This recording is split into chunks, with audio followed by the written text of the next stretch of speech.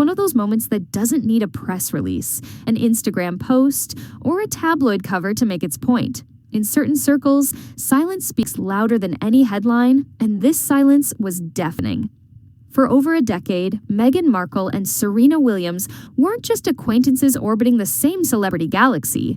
They were a duo that seemed forged in steel allies, who had each faced their share of scrutiny, sexism, and headlines that tried to reduce their entire lives into a single narrative.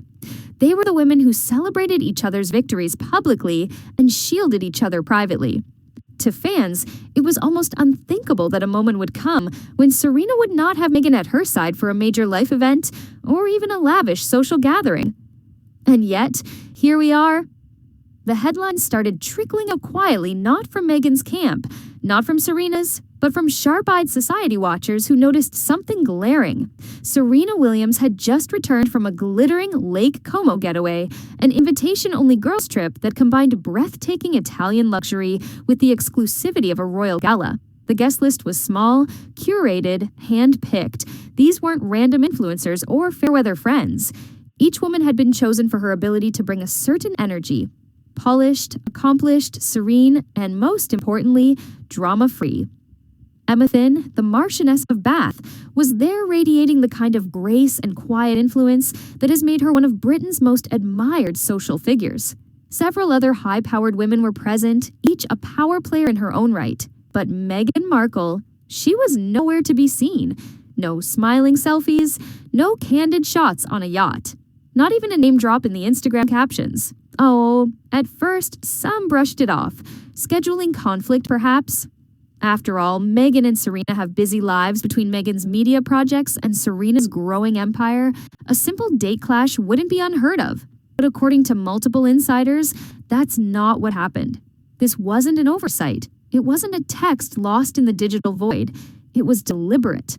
One person close to the trip planning put it bluntly, it was kept very small for a reason.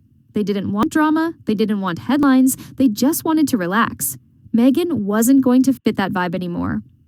If that wasn't enough of a sting, whispers started surfacing about an inside joke made during the planning stage. One of the women allegedly quipped, "You can't party with us," a reference to the infamous Mean Girls line. It was brushed off as humor at the time, until it leaked. And when it did, it reportedly landed like a slap in the face for Meghan. Because in the world she once navigated with ease, that kind of quip isn't just playful banter, it's a signal. It says, "You're out." The question is, how did it come to this? Why would Serena, who once went out of her way to defend Meghan against waves of criticism, quietly close a door that had once been wide open?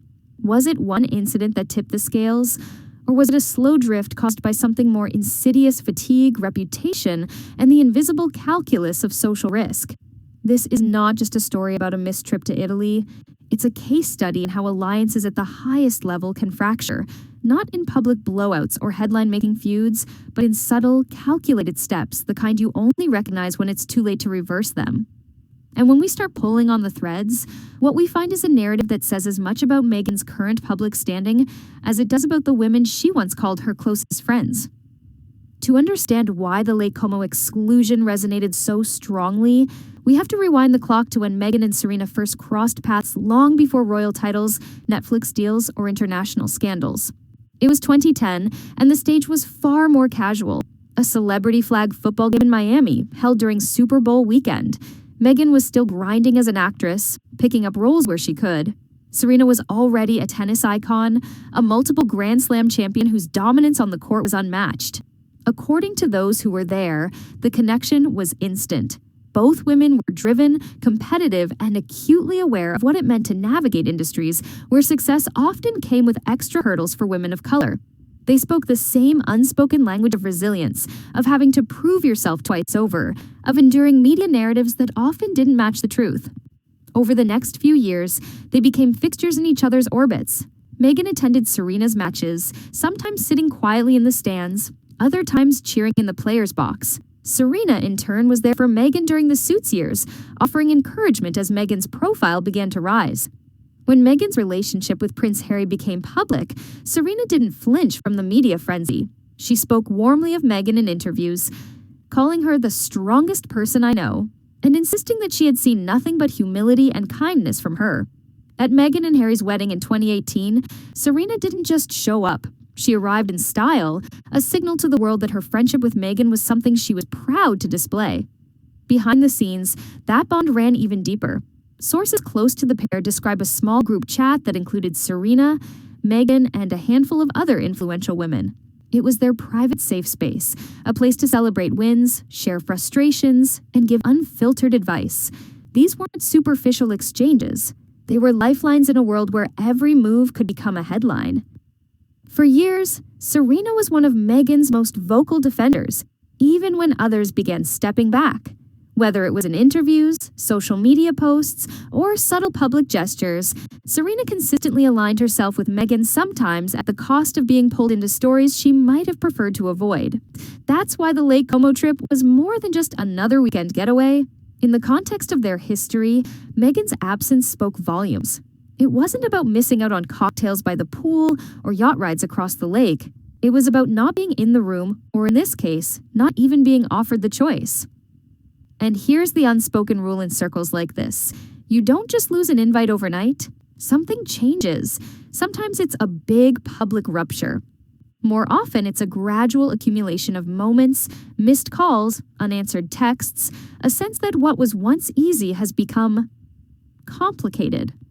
The absence at Lake Como wasn't the beginning of the distance. It was the evidence that the distance was already there. Lake Como has always been more than just a picturesque Italian escape. It's where the world's most influential gather under the guise of relaxation, but where every guest list is a social statement. An invitation isn't just about friendship. It's an unspoken endorsement, a public declaration that you belong in the room where alliances are forged over champagne and whispered conversations by the water. This trip, curated by Serena Williams and a select few close friends, was no exception. The group was small deliberately so. Each woman invited brought her own unique aura to the mix. Accomplished, unflappable, and far removed from the churn of scandal-driven headlines. It was a weekend designed for connection, not performance. No staged photo ops for the tabloids, no casual leaks to gossip sites, just pure privacy. According to those close to the planning, the idea was to create an environment where every guest could completely let their guard down. That meant no handlers, no PR advisors hovering in the background, and no one who might accidentally or intentionally turn private moments into public narratives.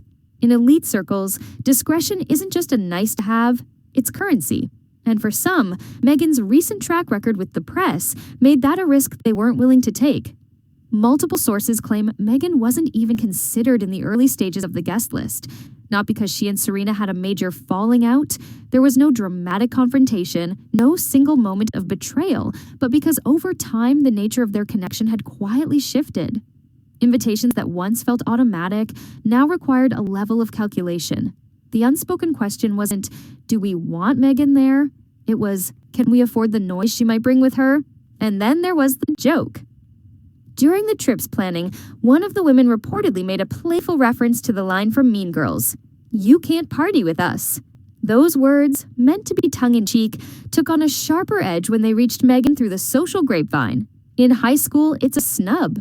In the rarefied world of celebrity and royalty, it's a quiet exile. For Meghan, who had spent years framing herself as a champion of empowerment and inclusion, being excluded from a circle she once considered her own was more than a personal disappointment, it was symbolic. It suggested that the very people she aligned herself with, the ones she believed shared her vision of female solidarity, no longer saw her as an asset to the group's dynamic. When the trip happened, Meghan reportedly learned about it the same way much of the world did, through the carefully curated photos that trickled out after the fact. Sun-drenched images of Emma Thin on a yacht, candid laughter over alfresco dinners, Serena looking radiant against the backdrop of Lake Como's iconic shoreline.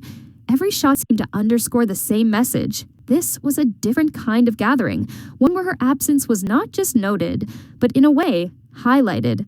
In elite circles, the absence of your presence is often the most conspicuous thing about you. And for Meghan, the snub wasn't a sudden blow. It was the clearest sign yet that she was no longer in the rooms she used to command. So what really drove this quiet but undeniable shift? Insiders suggest it wasn't about a single misstep, but rather a slow erosion of patience among those closest to Meghan. For years, her friends, Serena included, had been fiercely loyal, standing by her through a barrage of headlines, public controversies, and strained royal relations. But loyalty in elite social circles isn't unconditional. It's a balance between personal affection and the mutual protection of reputations. One source familiar with both women described it as friendship fatigue.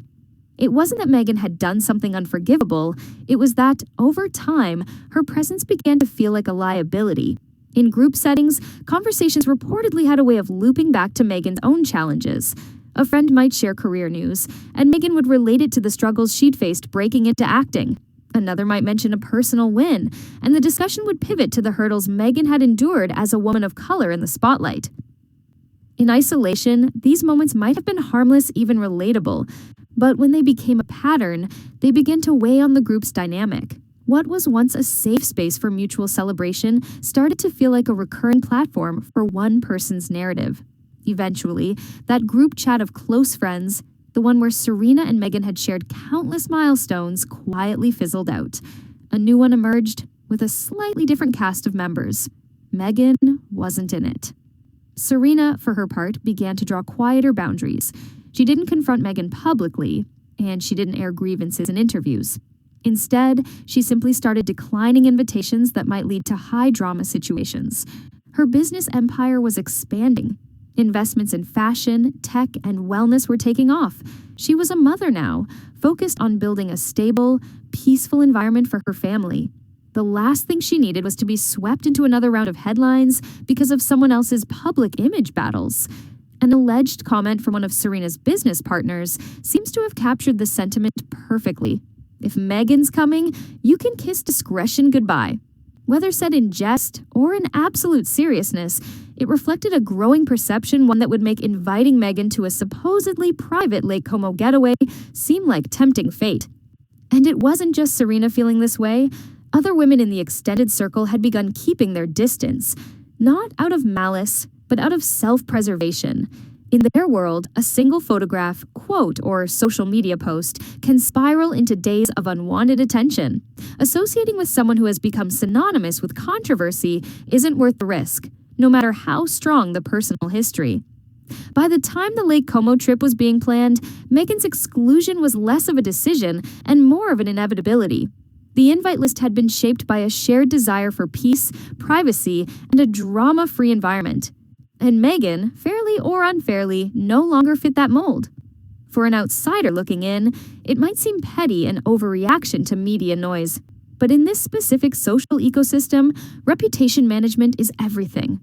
One wrong association can jeopardize business deals, philanthropic projects, or even entire public images. And in the eyes of those who curated the Lake Como trip, the risk outweighed the reward. To fully understand the sting of Meghan's absence from Lake Como, you have to look at who was there in her place, and no name stood out more than Emma Thynne, the Marchioness of Bath. On paper, both women share striking similarities. They're both of mixed heritage, both broke barriers in historically white and exclusive spaces, and both carry a public image that merges glamour with cultural significance. But where Meghan's journey has often played out in dramatic headlines, Emma's ascent has been almost the exact opposite: quiet, calculated, and free from the constant churn of controversy. Emma made history in 2013 when she married Seolin Thynne, the 8th Marquess of Bath, becoming the first Black Marchioness in British history. It was a groundbreaking moment, but rather than launching a high-profile rebranding campaign or granting a string of tell-all interviews, Emma chose restraint. She let her actions, her style, and her philanthropic work tell her story. Over time, this discretion became her signature. In the British social scene, Emma is a master of what could be called subtle influence. She attends high society events, but rarely courts photographers. She accepts interviews but keeps them light, steering away from personal drama. She chooses her causes carefully, focusing on arts education, heritage preservation, and community work. To the casual observer, she may seem almost elusive present, but never overexposed. That's exactly the kind of energy that fits Serena's Lake Como gathering. Guests weren't there to spark viral moments. They were there to enjoy one another's company without the shadow of a breaking news cycle hanging over them.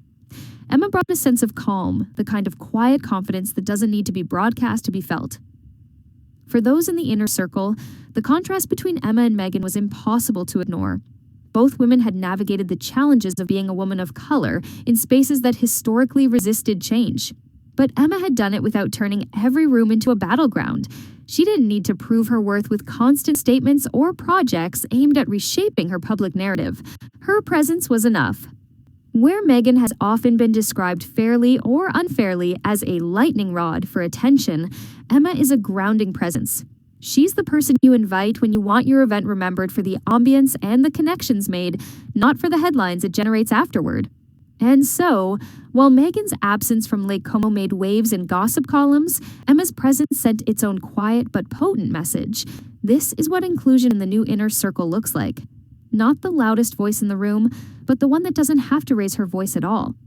The Lake Como trip may have been the clearest sign of Meghan's shifting place in Serena's world, but it wasn't the starting point. It was the culmination of years of subtle changes.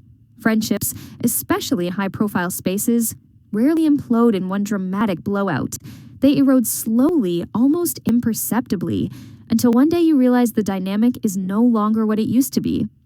For Meghan and Serena, the turning point seems to have been less about a single incident and more about a gradual recalibration of priorities. Serena's life took a major turn after she retired from professional tennis. She channeled her competitive drive into business ventures, fashion lines, venture capital investments, and her role as a mother. Her schedule became about building stability, not courting chaos. Meanwhile, Meghan's post-royal chapter was marked by high-visibility projects, a Netflix docuseries, a Spotify podcast, interviews that reignited old controversies. While these moves kept her in the public conversation, they also deepened her association with conflict. Every new project seemed to circle back to the same core themes: her struggles, her mistreatment, her fight against the system. For supporters, it was a sign of courage. For others, it was exhausting. Serena, ever strategic, appears to have recognized that continuing to be closely linked to Meghan meant carrying some of that public fatigue by association. It's not that she stopped caring for Meghan personally. Insiders suggest she still holds genuine affection for her, but she became selective about when and how she showed that support.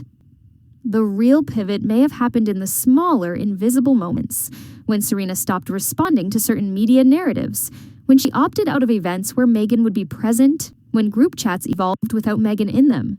These weren't acts of betrayal. They were quiet acts of self-preservation.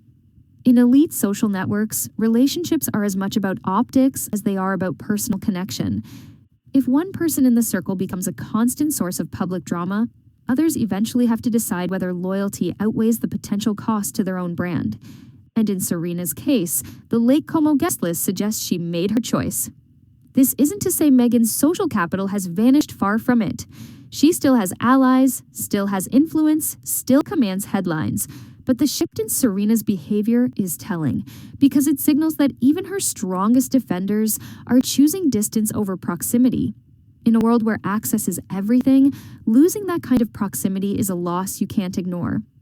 If there's one thread that runs through the entire Lake Como story, it's the stark difference between two very distinct approaches to influence. In one corner, you have quiet credibility, the kind that Emma Thin embodies so effortlessly. In the other, loud visibility the brand Meghan Markle has cultivated, intentionally or not, over the last several years. Quiet credibility isn't about hiding. It's about moving with such steady, grounded purpose that you don't need to over-explain yourself. It's about letting your reputation speak before you do, and making sure that when you do speak, it adds value instead of noise. People with quiet credibility are invited into rooms not because they demand entry, but because others know their presence will elevate the atmosphere. Emma doesn't need a PR strategy to remind people of her worth. Her track record does that for her. Loud visibility, on the other hand, is all about owning the narrative. Meghan's post-royal career has been built on this.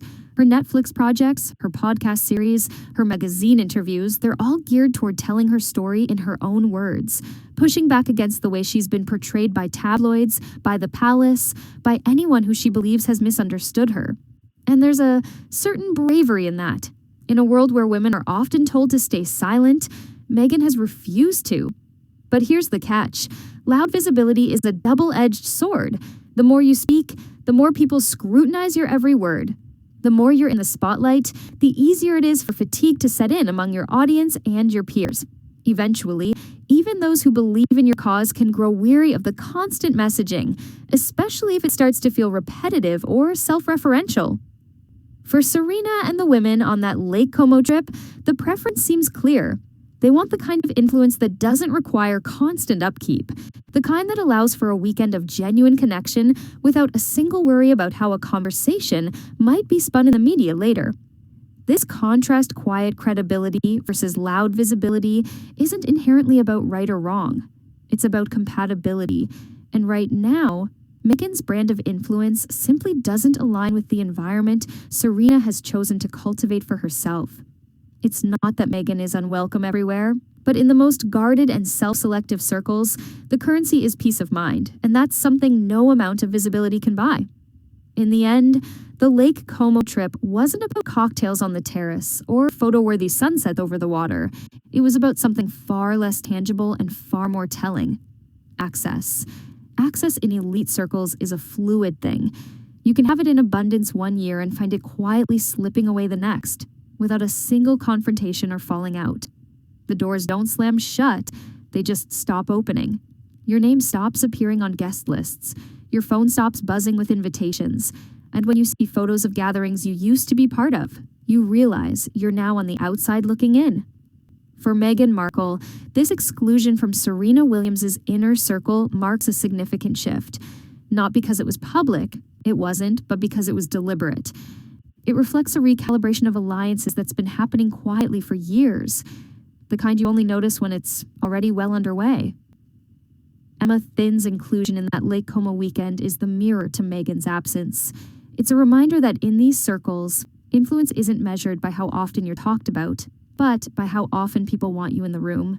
Emma didn't have to fight for her spot. She earned it by cultivating a reputation that makes people feel safe, respected, and elevated in her presence.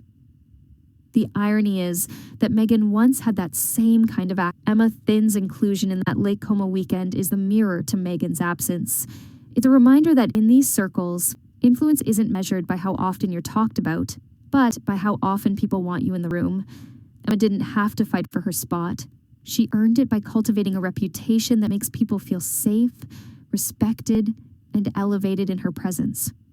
The irony is that Meghan once had that same kind of access.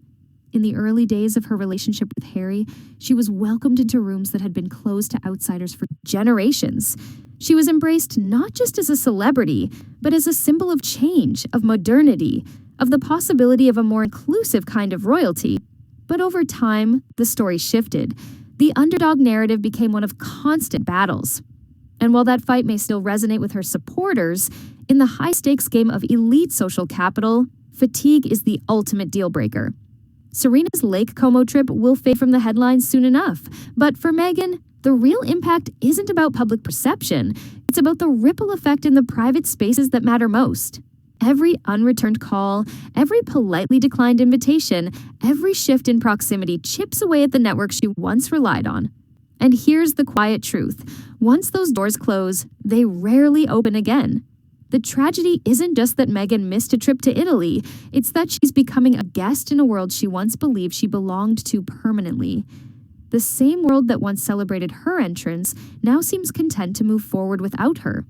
And the question that lingers, long after the last glass of champagne is poured, is whether Meghan sees it for what it is, and whether she can, or even wants to, find her way back in.